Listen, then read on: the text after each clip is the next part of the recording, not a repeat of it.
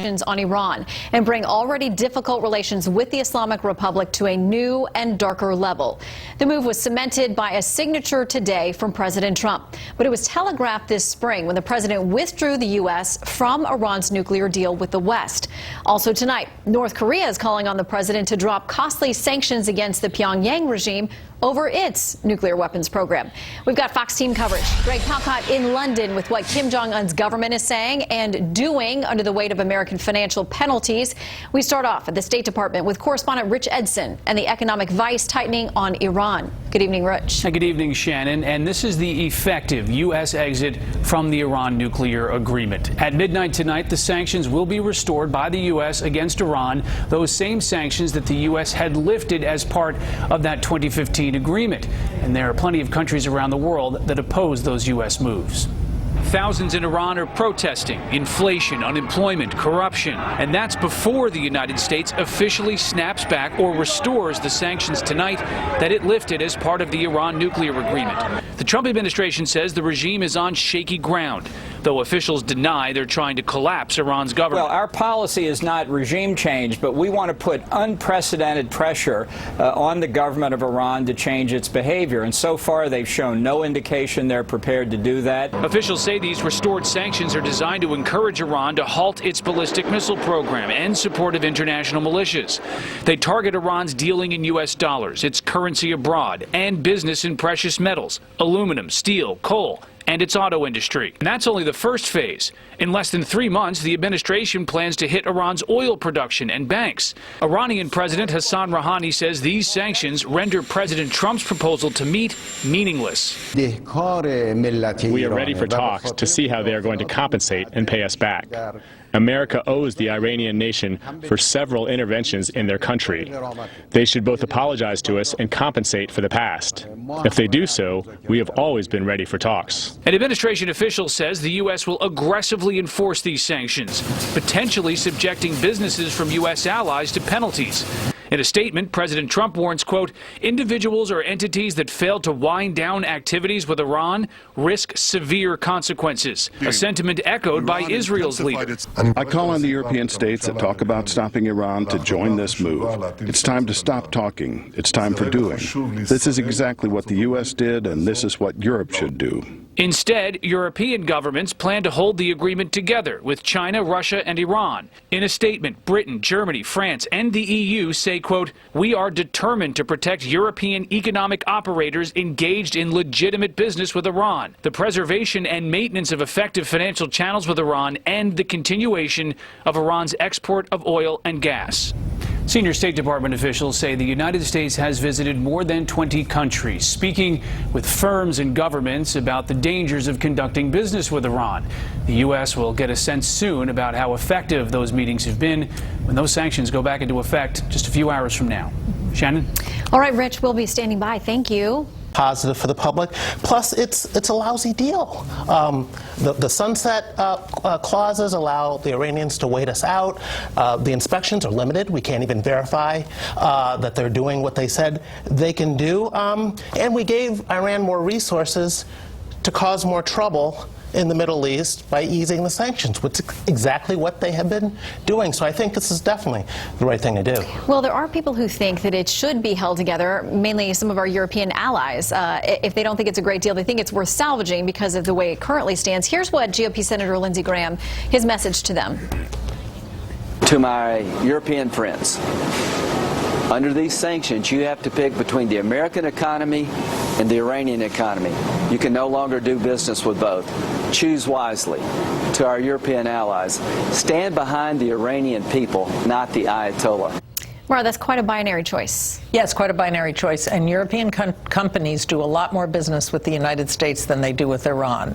And most of the people I've talked to said that even though Europe would like to keep the deal intact, they're just not going to be able to because the choice is too stark. I mean, already you see European oil companies pulling out of Iran. To have secondary sanctions, which the administration is promising, put on European companies that continue to do business with Iran is just too high a price for them to pay. So most people think that that this deal will be undermined because the United States is pulling out. Well, the top Democrat on the House side, Nancy Pelosi, House Minority Leader, says this: far from making us more safe, the president's latest ill-informed attempt to dismantle the successful Iran deal makes America and our allies less secure. She says it's counterproductive. It diminishes America's international credibility, erodes our relationships with our allies, and sets back the path toward a more stable region and peaceful non-nuclear future. Charlie? Well, I think it kind of goes back to what Jason just said about the fact that the reason that President Obama didn't put the Iran deal through Congress is because even Democrats wouldn't have gotten on board with it. And so it's kind of amusing to sit here and listen to Nancy Pelosi now sort of lecture that somehow maybe it would have been a wiser path to stick with it.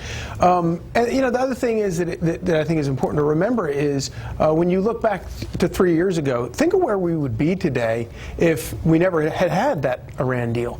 The old sanctions would still be weighing an additional 3 years. The administration, the Iranian regime was, by many reports, in dire straits. People were very upset. There was a lot of protests in the streets, and because of that lifeline, because of the billions of dollars that we gave them, and the removal of the sanctions, it gave them a real breath of fresh air and strengthened them a whole lot.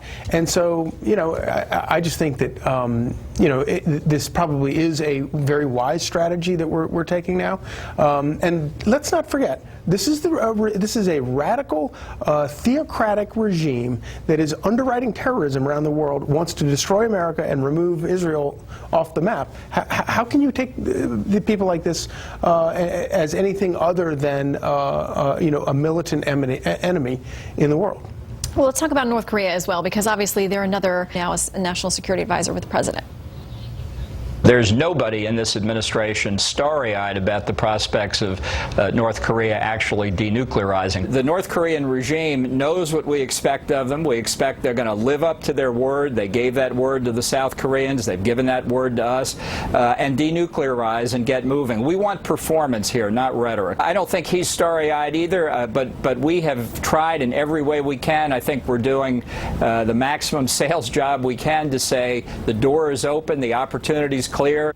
And Jason, yet again, we have North Korean officials speaking out this weekend saying they demand that these sanctions be rolled back, that they've started to meet us on their obligations. This is part of the problem with the sort of phasing out approach that the Trump administration agreed to, as opposed to forcing North Korea to upfront agree to nuclearization. So they're saying, hey, we've done some things, we've sent back remains of soldiers, we've released some hostages, what are you giving us in return? Of course, our intelligence agencies say that the missile programs continue, and not only our intelligence agencies, the UN intelligence agencies are telling us the same thing. So we've seen these goodwill gestures before from the North Koreans. The Obama administration saw them, the Bush administration saw them, but we really need to see concrete steps towards nuclearization, and we have not seen that yet. Well, and Mara, I mean, South Korea is investigating a number of potential sanctions violations, getting help possibly from Russia or China to make sure that North Korea survives. Right. This is a problem because the North Korean definition of what denuclearization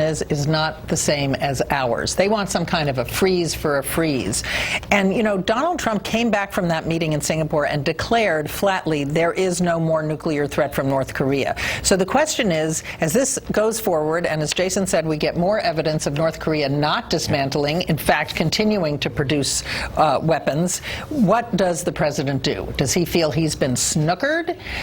Or is he so anxious to declare victory that he overlooks that? Well, you know, key members of his administration, including Secretary Pompeo, keep saying we know that this is a long road. We have lengthy expectations for how this is going to go. And I guess that's trying to manage expectations in some point. Much more to talk about. Up next with the panel, the Trump